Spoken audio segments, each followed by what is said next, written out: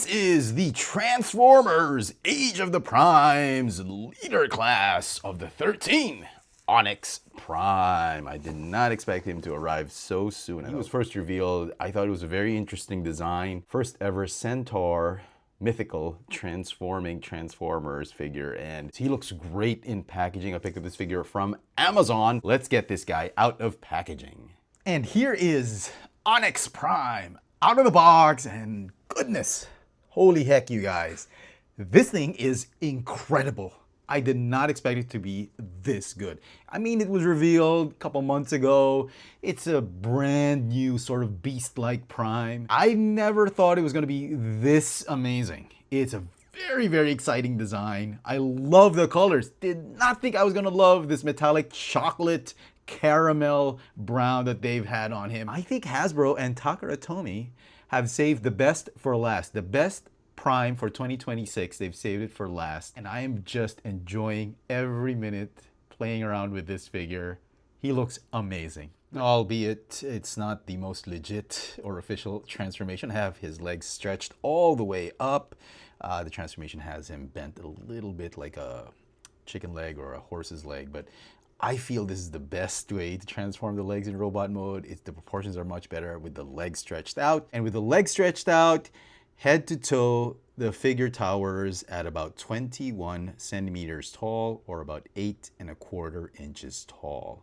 And for some comparisons, on this side we have Megatronus Prime. You can see he still towers over Megatronus. Their leader, Prima Prime. We have Alpha Trion, Alchemist Prime, Solus Prime, Micronus Prime, and of course Optimus Prime. He is considered the Lord of the Beasts. He is the first one to have a beast mode, alt mode. That would make him the progenitor or the ancestor of the Predacons or the Beast Formers, Beast Wars, any Transformer that turned into a beast. He's the originator of the beast mode. Now, Primus gave him the Triptych Mask. If you translate this characters on the instruction, it says Triptych Mask, and it's a three-faced artifact that allows him, originally it allowed him to project his image through vast distances, but more importantly, the Triptych Mask allows him to see or be or commune in other worlds beyond the natural or physical plane. Think of him as the Doctor Strange of Transformers. If Doctor Strange can move from one dimension to another, the physical plane, he goes to the mirror universe. That's kind of who he is. And it does make sense. You know, the shamans, they would commune with the spiritual world and they would have these animal totems. So it would make sense that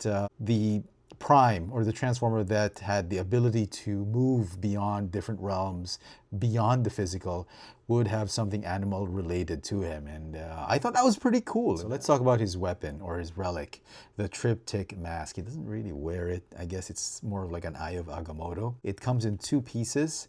It's got the staff and the actual Triptych Mask. It's made of very nice quality, durable plastic, but there's a little bit of give with this type of plastic. It's not super flimsy or super soft. It holds its form. You don't need, it doesn't get deformed as easily. You don't need to do the boiling water, cold water method just to straighten it out. It comes out straight, but I think for safety reasons, they made it just a tad bit softer. I would have preferred it to be very hard and stiff, but there's a little bit of give, and I guess I can understand that it's for safety reasons. Same thing with the Triptych Mask. It looks very solid, but there's a little bit of a give, and you can see the pointy parts, they bend a little bit, and I guess that's for safety reasons. But it's hard enough that it holds its form. It doesn't like sag or anything like that. It's not too soft. So kudos to Hasbro for doing that. Very, very nice. I do appreciate that. He also has another weapon right here, his tail, which turns into a bow, for a bow and arrow gimmick, which we'll talk about later in his second mode. So let's set that off to the side. The figure itself is just amazingly sculpted. It's very solid, hardly any hollow spaces, except maybe for this part right here, which can't be avoided because that's where parts go when he transforms. It's made of this sort of glossy, little bit pearlescent bronze brown plastic. Now, when it was first revealed, I sort of held my breath for a moment because I thought we're going back to that old Transformers, the movie, first movie, Protoform Starscream, and you know how that brown plastic went. It just shattered after a few years. But this one, they fixed that. This is a very high-grade polymer, and I think it's so premium. I don't even have to test it. There's nothing cheap about the pieces of this figure. The wings, on the other hand, though, they're made of solid pieces, and again, this softer PVC material. It's not as stiff as the weapon. It's a little bit softer, which is a little bit disappointing. And I guess they did that again for safety reasons. It's spray painted very nicely with that bronze brown effect. Most of the colors, the paint, the plastic, they meld in very nicely, very seamless look about this figure. And every inch of the figure has some sculpting in it. You've got the animal sculpting on the wings, even on this bits of the legs. There's a little bit of fur sculpted on it, on the underside of his forearms. He is reminiscent of a Beast Wars action figure or Beast Wars Transformer. And I love it because that's where all these Beast Formers came from him. Let me give you a look at that head sculpt. Absolutely gorgeous. I mean, they really nail it with this one. The paint is amazing. The sculpt is amazing. Let's talk about articulation. The neck is on a ball joint. You get a little bit of waist swivel, but you got to move these pieces right here for him to actually move his waist. It's a little bit of a shame, but that's okay as long as the waist swivel is there and it's functional. The shoulders go in and out, forward and backward, but if you want more range of motion, you got to detach these shoulder pauldrons or just unpeg them, and then it'll allow you to move the arms in and out. Forward, backward, 360, a little bit hindered by the wings. Bicep swivel, or I guess elbow swivel. Ratcheting hinge elbows. Wrists are on swivels, and you've got some finger articulation. Hips are on hinges that allow you to do the splits, kick forward, backward, thigh swivel, double hinge knees, but they bend the wrong way. The second one bends the wrong way. The feet have the rocker tilt. The wings also have articulation. Angle them up and down. They have ratcheting joints that allow you to move them forward and backward. And again, like I showed earlier, the top half of the wings, they do articulate and rotate up and down. As far as paint apps go, there's only very limited paint. Most of the brown color and dark brown color you see are molded plastic. Okay, so he does have a second intermediate mode, like a Gerwalk mode, and it is a Cybertronian Centaur mode. So to get him into that mode, first you want to lock everything in place. And then you want to remove the weapons and set them off to the side. You want to set the legs properly midway. Just lock them midway. Don't lock them all the way back because that's for the final beast mode. Go ahead and fold up the rear talons or the heel spurs. Okay, move this up. And then these legs right here. You can see hooves on his shoulders. They're going to move up. And then you are going to fold the arms forward just to get them out of the way. And then you rotate these legs down like that. Okay? And then the dragon head, you're going to move it up like that. And then you want to collapse the mask on his head, or I should say move up his face up to his mask. That'll form his sort of in-between animal mode and robot mode. Okay, and then you want to rotate this entire upper torso like about 90 degrees up until it clicks. Okay, and then you want to bring down the legs. And then these secondary legs, they are just going to rotate like this, and this thing folds down. You want to return the arms back to their prone position. I kind of prefer the wings a little bit back like that, just to get it out of the way, but officially you can just keep them folded like that at an angle. And then the weapons, a triptych mask. The tail actually folds out to become a bow, a long bow, which is, I thought was pretty cool. It's made of plastic that's very, very firm, but there's a little bit of a give, again, for safety reasons, I think. And then he can actually hold the bow, you can plug it in his fingers, and then the triptych mask forms like a like the arrow. And you plug it here, and then it's just a matter of posing the arms as he's shooting his shot. This Centaur mode is just gorgeous. I mean, it is crazy, crazy incredible. I really thought this mode was sort of like a forced mode, like an in-between, non-legit mode that Hasbro decided, oh, okay, let's make him a triple changer. Maybe there's going to be like a Gerwalk mode or an in-between mode. But no, it is a totally legit second mode, and it just brings out so much out of this figure. Look at this guy. I mean, he can stand on his hind legs.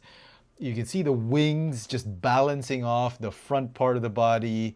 That bow and arrow, Cybertronian bow and arrow with the staff and the tail, I thought that was very nice. I thought that was very genius of them to have something like this, like an extra Evo fusion weapon, as it were. Okay, so let's get him into his full-on beast mode. Okay, the weapons, you have to split them up again, form the tail, and then the triptych mask stores this way. We'll set that off to the side and we'll use that later. Okay, first thing you want to do is you want to collapse the entire leg assembly all the way back, compress it.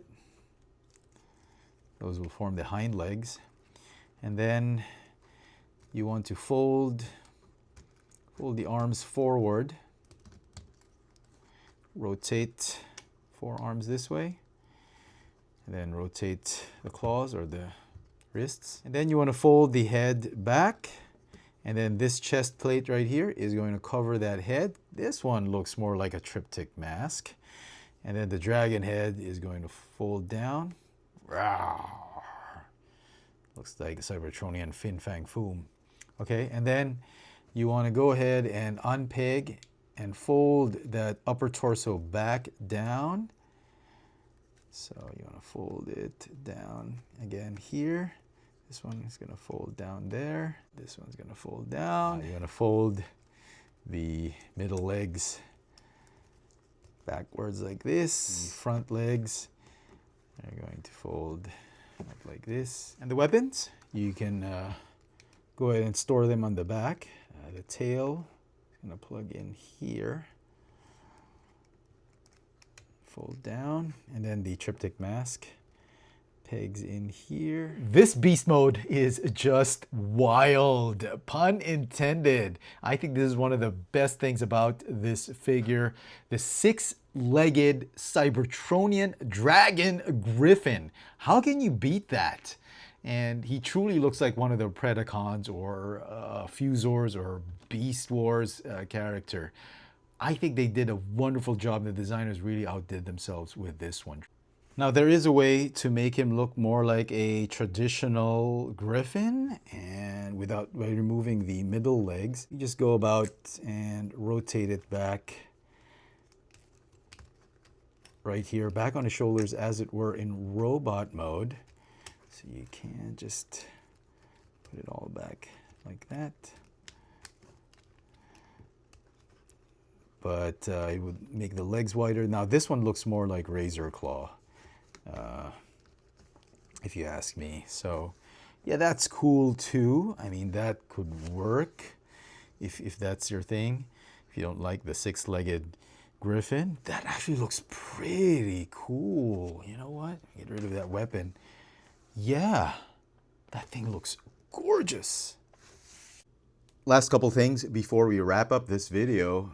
Just like the other primes, his sigil or insignia is going to be found right on his artifact. And you look at that, it is a tiny, tiny insignia, but it is there. And lastly, my biggest complaint with this figure has got to be these loose hip hinges. I don't know how to fix them. They're riveted in, and everything else is tight. I don't get it. These are just the loosest hip joints, and what's annoying about that is it's fine if you're standing him up, but when you have him in a straddle pose, he tends to just flop over and fall over, and it is annoying to get him in all these action poses. And so some final thoughts on this Age of the Primes. Onyx Prime! I mean, come on, look at this guy. He has got to be the best Prime released for 2025. Out of all the 13, he's looking to be the best one right now. I wasn't sure I was going to like this figure.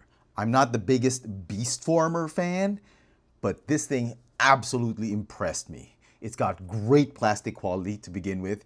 The engineering, I was pretty happy with it. I mean, sure, it has that you stand him up, he's a robot, you put him on all fours, he's a beast type of engineering. But the extra legs, that extra pair of legs, making him a six-legged dragon griffin is really a game changer for this figure, and I absolutely loved it. I think the designers at Takara Tomy together with Hasbro really crushed this figure, and they really saved the best for last for 2025. I love the two beast modes. Both modes are absolutely legit. I love the artifact. Articulation on this figure, absolutely superb. You can get him in fantastic action poses. Lots of playability with this one. If you are a fan of the Beast Formers, you are going to have a blast with this figure. The colors look amazing. I was worried about the brown plastic, but no, it's absolute premium quality. My only gripe, like I said earlier, for this figure, are really the soft pieces, particularly the wings, and those really, really loose hinges on the hips, which they kind of impede on getting him in action poses. So very, very minute, minor complaints for this figure. Because of those tiny complaints, I don't think I can give him my legendary 11 out of 10, although I would love to. But we'll do something better. We'll do something I haven't done before. We'll give him the less than legendary rating of 10.5. out of 10. This figure is an absolute masterpiece for this line. This one is a must-have. Let me know in the comment section what you guys think of this Transformers Generations Age of the Primes leader class from the 13 Onyx Prime. Hit that notification bell so you never miss out on any of my latest video reviews. And if it's your first time here, welcome to the channel and please subscribe. Thanks for watching.